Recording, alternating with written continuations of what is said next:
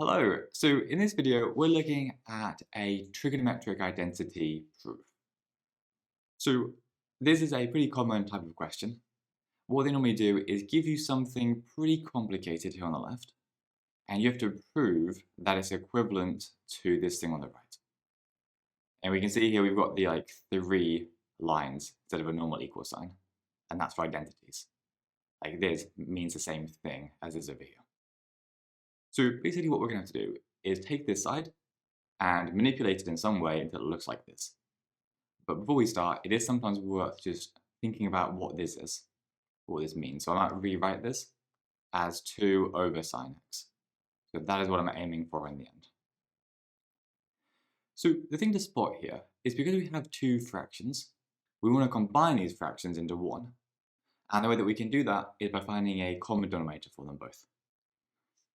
So my common denominator here would be the 1 minus cos x and the sine x. Yeah, I want all of this as one big common denominator.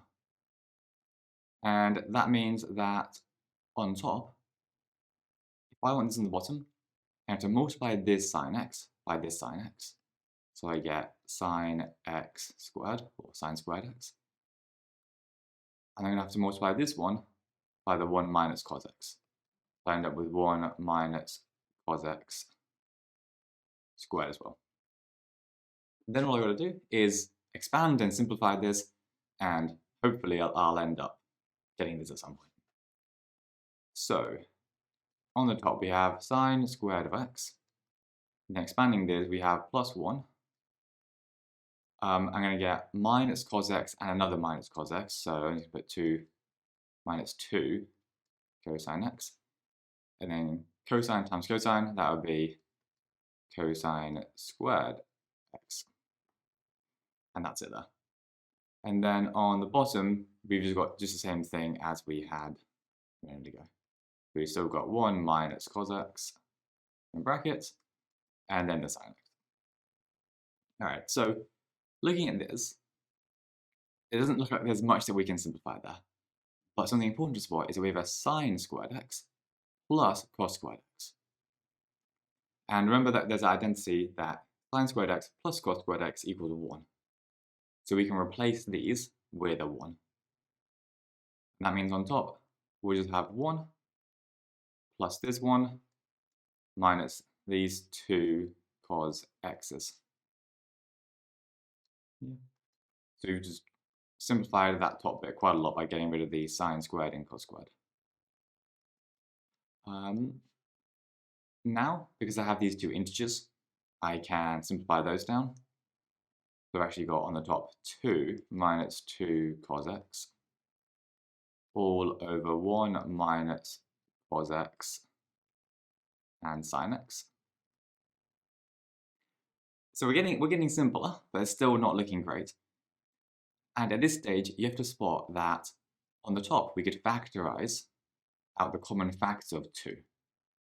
And if we factorize out the common factor of 2, we'd actually be left in the bracket with a 1 minus cos x. And that is even more helpful than it seems, because we now have a 1 minus cos x on the top and the bottom. And so we can cancel those out. Yeah. And we're allowed to cancel them out because we know that that can't be 0. Because from the top, 1 minus cos x was on the bottom. So we know that isn't 0, and so we know there's not a solution within that. Normally you can't cancel out things like cos x or something because there could be an unknown solution. But in this case we can be sure that there's not. So getting rid of those, all we have left is 2 over sine x, which is just 2 cosec x. So that's exactly what we're looking for. That's it. So the main thing with these proofs is at the very beginning when you start doing them, you might not really know how to do it or what's going to happen. The main thing is to think about what you're trying to get, and then simplify down the left-hand side again and again and again until you get something close to what you're looking for. And if you have fractions, then generally you're going to want to combine them by getting a common denominator. So anyway, hope that makes sense. If you have any questions about any of this, let us know down in the FAQ. And otherwise, I'll see you in the next video. Thanks.